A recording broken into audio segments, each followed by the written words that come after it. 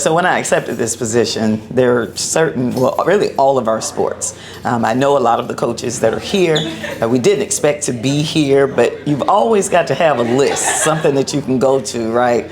And so when the opportunity showed itself, we knew that the timing associated with filling this vacancy that we didn't know we would have was paramount. With all of the recruitment needs that we would have, we wanted to do it. So again, reached out to his wife, Tanja, to make sure we had the right phone number, and reached out to Coach, started the conversation, as he mentioned, 8 days ago, and with the help of the group, President Beard, our chair of our board of trustees, and other members and colleagues on the senior leadership team, we were able to make the offer and get to today's press conference. One of the things you have to do when you bring in a new coach, especially in the FAMU league, is win the press conference.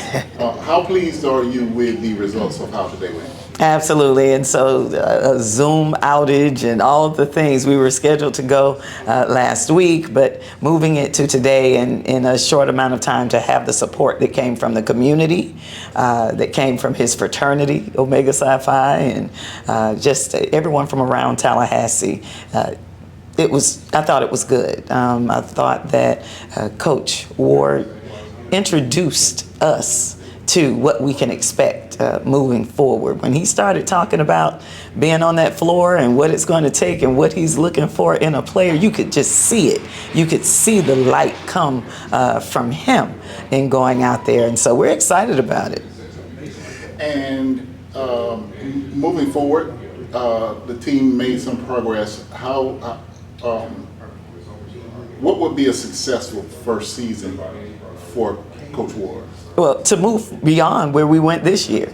That's what we're looking for. Again, we're a voluntary member of the NCAA at the Division I level. And so that means that we're looking to win. We're looking to put together a team that will take us to Atlanta and get beyond and play all the way into Saturday. We're looking at championships, right? We know that that's going to take all of us, though. It's going to take resources like never before.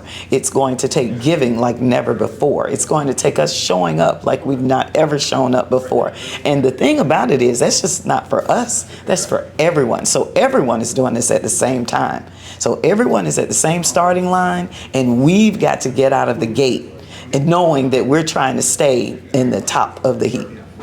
One of the biggest, and the last question, one of the biggest challenges now in college, and now a coach coming from high school to college and experiencing it for the first time, is NIL in the portal. How will you help ingratiate him into that environment? Sure, and so of course he mentioned coming from Florida High, and this is the first year where NIL in high school is now in Florida. And so high school NIL is active and live. It's active and live in many, many states. So there are some guys and ladies that will come to campus who've already had NIL deals in states where high school NIL has been a thing, right? So coming here, you see players that have left his program and they've gone to Power 4 institutions, your Missouris, your Auburn's, your Michigans, your Miamis. They're going to these programs and they're playing. He has guys that have come directly from his program and directly into NIL deals. So he's no stranger to it, right? But again, as he mentioned, the character of the guys that he's talking about, and that's what's going to be important to these brands. His character, the character that he instills in these student athletes, that's what brands are looking at when they look at NIL deals. And so, again, I think we may be one of the first institutions to be able to have a guy who has a football national championship, also played with the New York Knicks, and also has championships across the globe, across the landscape, and that's where he can then bring that to us. HBCU Game Day, and we are here with the new head men's basketball coach at Florida A&M University. Just a few days ago, he had no idea, no inkling that the job would even be available, even though today you mentioned that it's been a dream of yours, that if you were to take a college job, it would be at Florida A&M. How are you feeling right now that it's actually a reality? Well, I'm excited about it.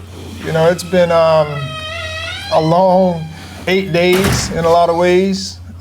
since I talked to AD Suggs, actually last Saturday, not this past Saturday, but the Saturday before last. And so it's been a whirlwind of just trying to get it all figured out, and people calling and asking, are you interested?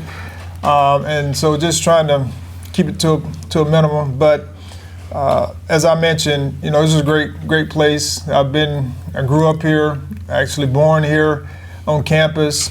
And so just to be able to be back in this facility, be back on campus is a great moment for me. And like I said, we're building things here, putting roots down here in Tallahassee. And so this was a very good opportunity, because college was a place that I hadn't touched. I've been in the pro ranks and in high school, and now this is a great opportunity for me to get my feet wet in college. I know it's a challenge. It's a challenge everywhere, regardless of where you go. And so I think this is a great fit for me. Well, number 17 was known as being the quarterback, but I happen to know that you have another quarterback, your wife Tanja, right, who decided that this might be a good move for you. How important was it to have her support into taking this job? Well, of course, as I've shared, her sacrifices of her career to help my career in a lot of ways is second to none. Like, she just continues, and I know she definitely has the heart of God to continue to just give up things that she's wanting to do, and I know that God has a place for her wherever that may lead next, which I know where it's leading. But I'm grateful that she's taken on that challenge to help support the champion, spend more time at the Champions Ranch, and so. She is definitely God's send, because as I mentioned, we'll be married for 30 years here in August, and that is not a norm, especially in the coaching realm. And so I definitely respect her and grateful for her and her heart for God, because that is the only only person I know that could continuously help her through these changes. Charlie, everyone knows you as a Heisman Trophy winner and as an NBA player with the New York Knicks. But if we go back to Charlie Ward coming out of high school, where you broke all kind of records up in Thomasville, when you first came to Florida State, and this is relevant to student athletes, especially at HBCUs, when you first came to Florida State, it wasn't as easy. You were the punter the first year. When you first got in at quarterback, the system just didn't match your talents, and the coaches were smart enough to move the system to utilize your talents. That's really what we saw happen. How will you take that experience that you had and translate that to student athletes who want everything instantly and less of a propensity to deal with adversity or failure? Well, I mean, of course, during my time at that point, times have changed, but one of the things I always talk about, old school values are old school values. Like, there are certain things that you have to go through in order to be able to receive what you're looking for. And so, some people may not know is, when I talk about TSC or TSC now, TCC during that time, well, the reason I was there is because I didn't get into Florida State. I didn't pass the entrance exam, the SAT or the ACT, to get into Florida State. So I had to go to TSC or TCC to be able to get my preliminary classes out of the way. Then I was able to enter into Florida State the next year after passing the test. And so that's within itself is just building character and being willing to wait and be patient. And in this day and age, that is very rare. And so those are the type of student athletes we're actually looking for. Guys who are looking, understand, what being patient and waiting, because you're not going to get everything you desire right away. And so it takes some discipline. That's a part of being a great athlete as well. There's going to be some sacrifice. That's a part of being a husband. And you have to be willing to be a good teammate. And so that is, if you're going into business, you have to be a good teammate.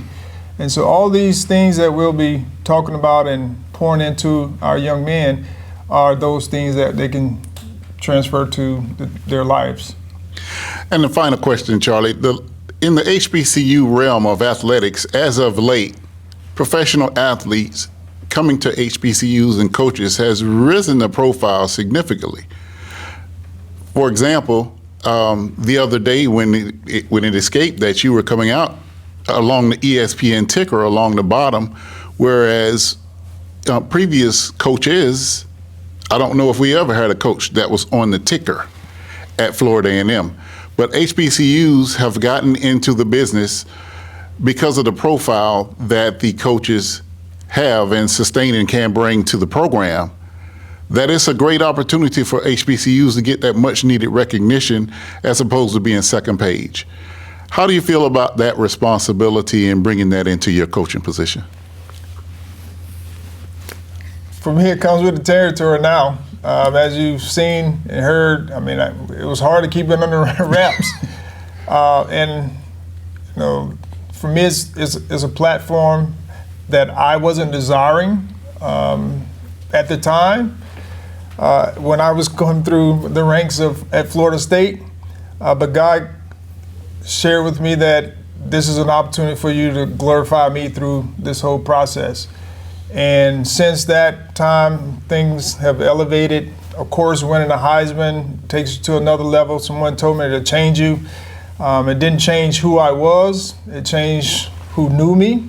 But and it gave me opportunities to be able to help other people. And so whatever my name can do to help other people, I'm grateful for, even though I don't like my name on a lot of things. But I understand my role, and so I want to make sure that I'm using it to be able to help edify and bring opportunities for other people. And so that's no different being here, to be able to be a part of the FAMU family, which is, as I've been a part of it for quite some time, but to actually be here on campus and be able to represent FAMU, not just here in Tallahassee, but across the nation.